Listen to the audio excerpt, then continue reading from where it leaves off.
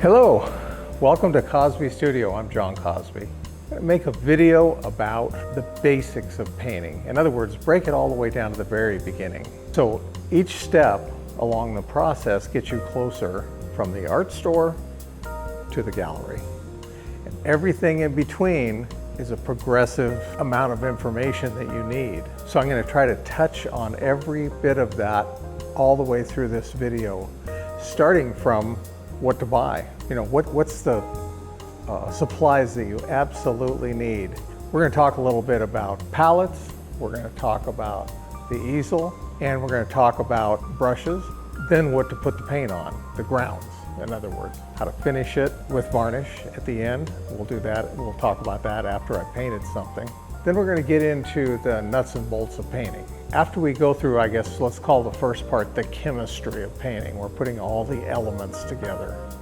And then we get into the art part, the design and composition, and how to lay the paint down, and how to block in, how to colorize a painting. So I picked a subject that is very blocky. It's got a lot of blocks. It's got a block of light, blocks of shadows, that we can get right into the how-to of painting those big blocks and not get hung up on detail.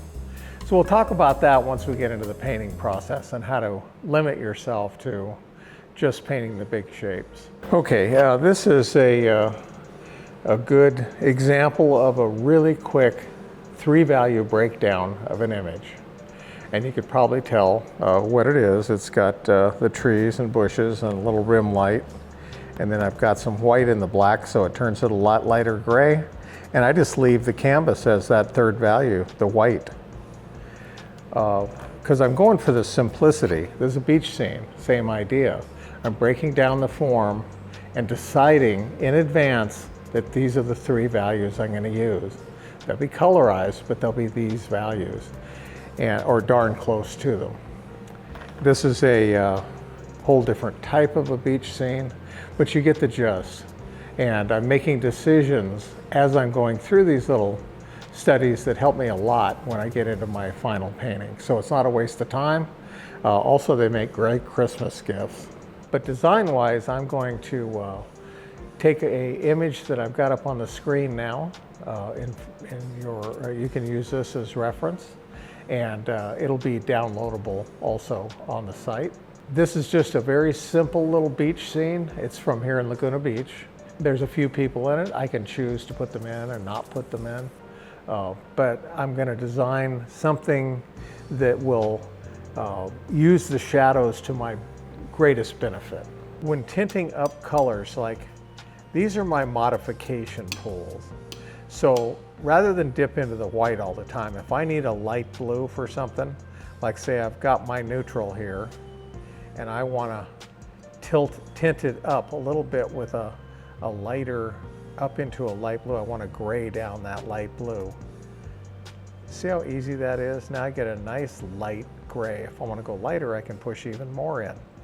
Or if I want to take it now towards a more greeny feel, green-gray, I can bring in my yellow. And it puts a little bit of warmth. So I've got a cooler version of the gray and a warmer version of the gray. I also use these as pure colors often for what I'm going to block in or accent. This is the block in.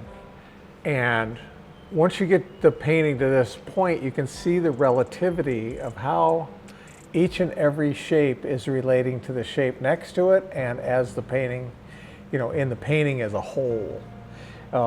This area is a little not colorful enough.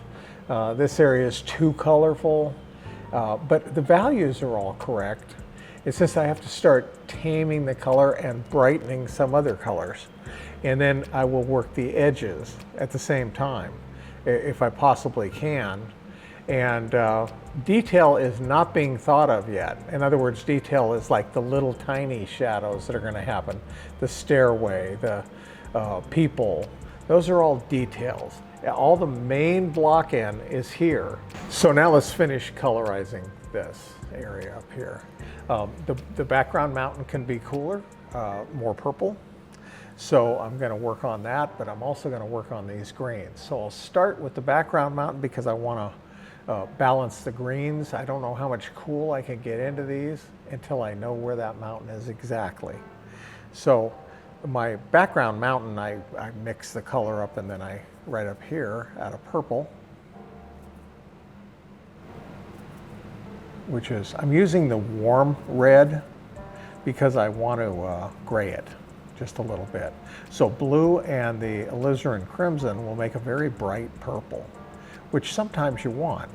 But in this case, I want it to die down just a little bit more than that. That's a little more red than I had there before. I want a little bit more blue than I had there before. Reds come forward. In other words, they're warmer colors. Blues go back. See, now that's a little bit on the dark side. So all I have to do is add some white now. That's how I hunt and peck to get exactly the color back that I'm looking for. And by testing it that way, I can get right back to this mountain color. So I can carve my tree and make it a more interesting color. And I can get some very solid paint on here. So what is the foam actually? It's the moving foam that's been created after the wave has broken. I've got a photo reference that tells me the general direction and the lay of it, but I don't really particularly want it to be exactly that shape. It's not got the emphasis where I really want the emphasis, which is back here. I want to draw the eye back here, not over here. So I'm going to mix up a little pool of just off-white. So a little bit of my background mountain color I've been using for everything else. A little tiny bit of that blue in there. Okay, so I have a nice clean brush. This type of a long filbert really will lay this white in nicely. And I'm looking for some character in the paint. So I'm going to start by laying it right against that rock where I want your attention to go.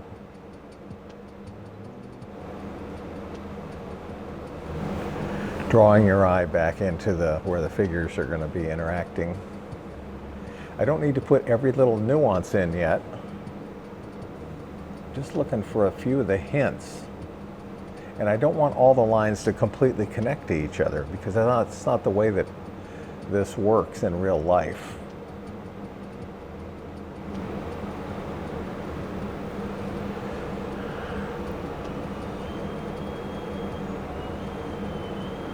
Now, these little lines feather back into the water.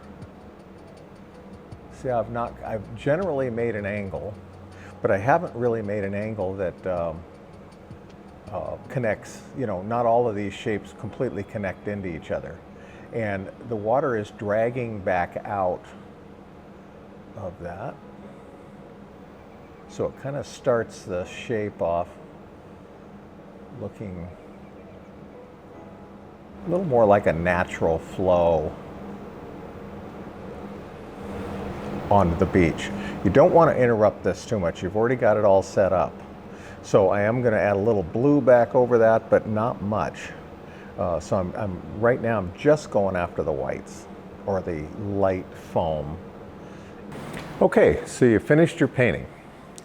I finished mine or gotten darn close to it. I would now spend a day or two letting it ripen in my studio, and when I come back down in the morning or come into the studio, I can get a nice fresh look at it, see if an edge is too hard somewhere, see if a color is a little bit too bright, see if I've got all the values exactly correct. Those are the kind of things that you're really looking for at the end. You want to self-critique really harshly, and if there's anything out of place, fix it. Don't allow it to go into the frame. Thank you for coming to CosbyStudio.tv, watching this little video. And if you decide to take a full lesson of a more finished painting and one of the other subjects that we've got, you'll learn in more depth about each one of the subjects that we touched on in this painting. So have fun, paint.